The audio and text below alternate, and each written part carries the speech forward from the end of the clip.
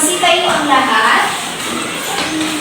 Stephen, please lead the prayer.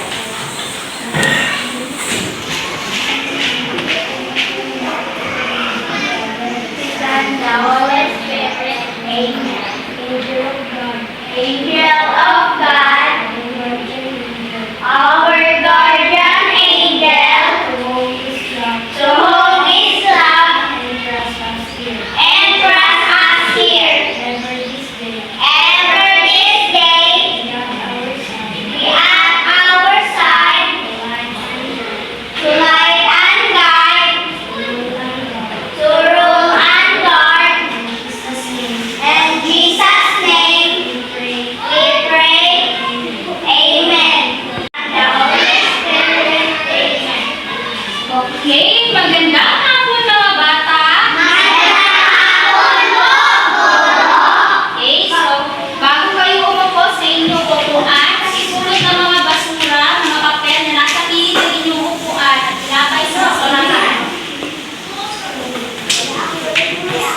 Okay, sige magsiupo. Okay, mga bata, ako nga pala si Teacher Andrea.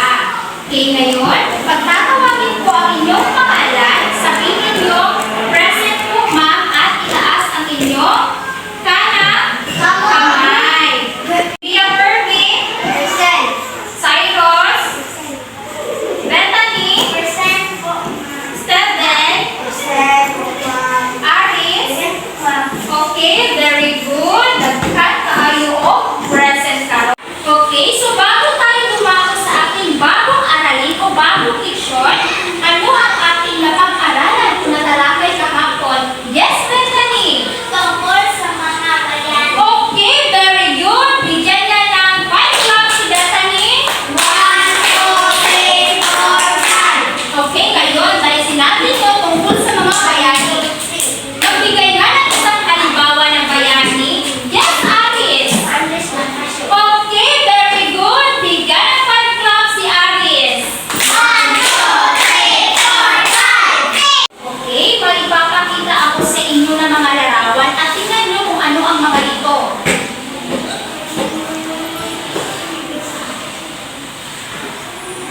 Okay, so ano ang napansin nyo sa mga larawan? Kung sa'y naadili kung sa'y nakita ninyo?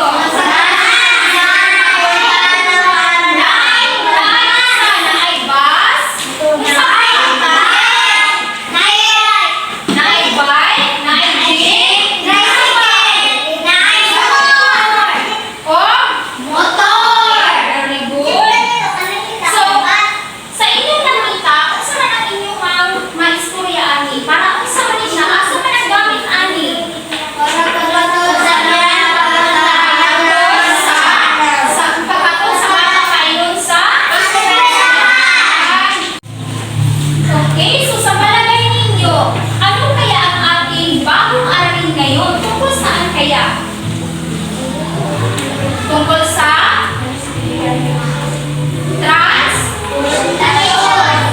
Okay, very good. Tungkol sa transportation.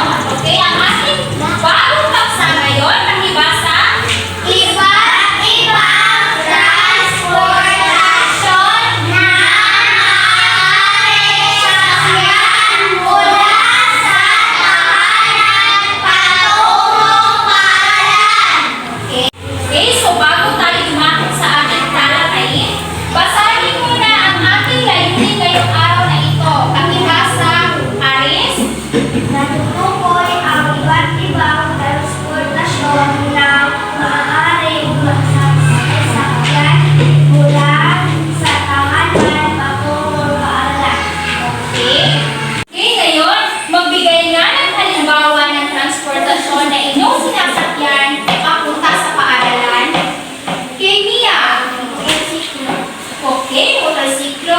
So sa inyo, sino ba ang mga motorsiklo dito?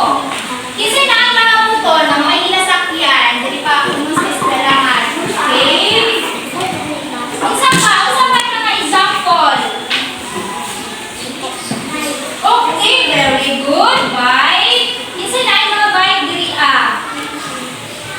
Okay, so asa pa nila ginagamit? Paingon ka pa sa eskwelahan or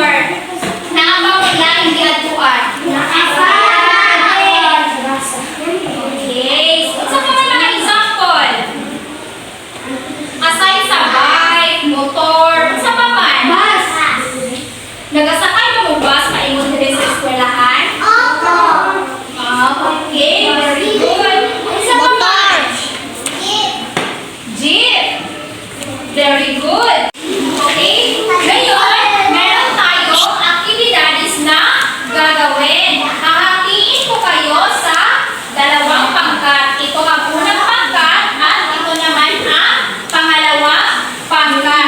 So, para sa unang pangkat, ang gagawin nito ay gumamit ng isang sasakyan na maaaring gamitin sa lupa at isang sasakyan na ginagamit sa anyong tubig tulad ng ilog o dagat. So, pangkat una, pakinig kayo, ito ang inyong gagawin ha. So, para naman sa pangkat dalawa, magbigay ng mga sasakyan na maaari mong gamitin patungo sa paaralan. Isulat ang sagot sa loob ng mga ulam. Okay, may ibibigay ako sa inyo na isang guhit na ulam at doon nyo isusulat kung ano ang mga sasakyan na maaari mong sakyan sa unang paaralan. Kayo na 5 minuto para gawin ang inyong naatasang activity na gawin. Okay, tapos na ba ang lahat? Tapos na kayo dito? Dito, hanggang una, tapos na ba kayo? Okay, so idikit nyo na ang inyong mga gawain dito sa board. Idikit nyo na para sa pangkat dalawa, pakinig nyo dito. Hoy, yung tadi kanina. Hoy, yung tadi kanina.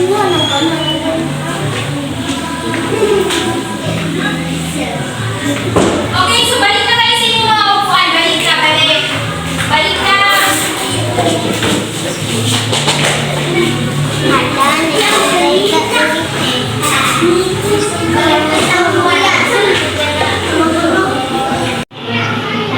Okay, so mamili ko isa sa inyo ng 1 degree sa front para i-explain kung saan ang iyaka drawing or kung saan ilang mga visual.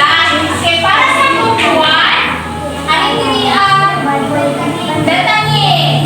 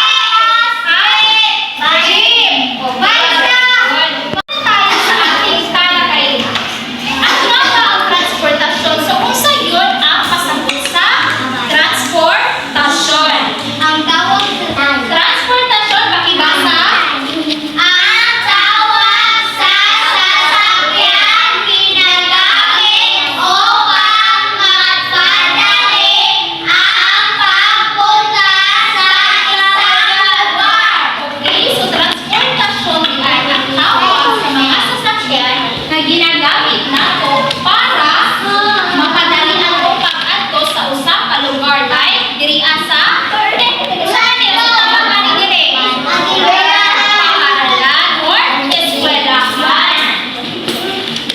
Okay, so mauni ang mga halimbawa sa transportasyon na atong ginasakyan. Bisikleta, motorsiklo, o tricycle. So naman mo yung mga bike dire.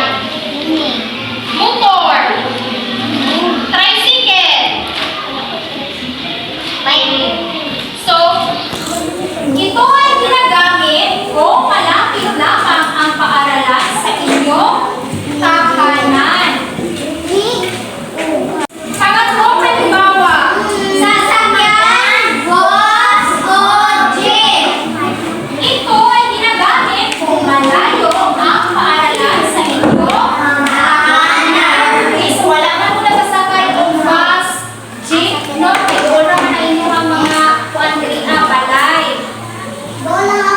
Last, basa. Bansa o maliit na bangka. Ito ay kinakailangan tumawid ng ilog patungo paaralan. Sumunod siya ang bangka. Ang inyong balay, tamok-tamok sa kapaingon sa paaralan. Ang inyong sasakyan ay bangka. Very good. At sagutan ito sa inyong papel. Basahin mo na ang panuto. Panutuan yan. Yan ang set ang mga sasakyan na karaniwang ginagamit sa paaralan. So, pag-aaral ka mo, 5 minuto para ansira na sa inyong papel. Dili balay. Maraming Dili papel. na anseran. Maraming papel. Nasa bag. Sir? Opa! Eh, basa diri asa ako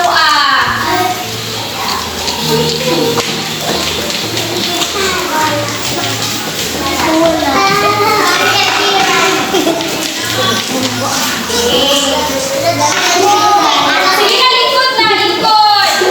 Ang one full sheet of paper, pagkuhan na mo isang buong papel o ansinin ninyo name ang question sa inyong papel. Basahan sa aparito. Sabihin ito, ito ay tao. Mali, ito ang iyong sagot sa baklang makita ang unang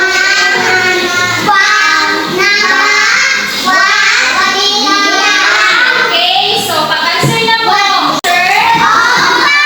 Asan na? O, hinay-hinay lang, hinay-hinay. Back to your proper seats, ha? Lingkod mo. Sa inyong hawing-huranan.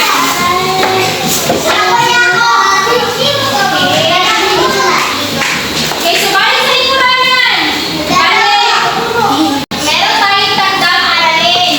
Iguhit ang transportasyon na iyong sinasakyan papunta paaralan. So, isulat din din sa isang one whole lang, one paper.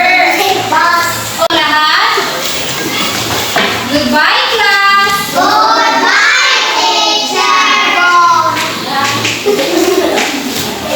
Bye. Ipang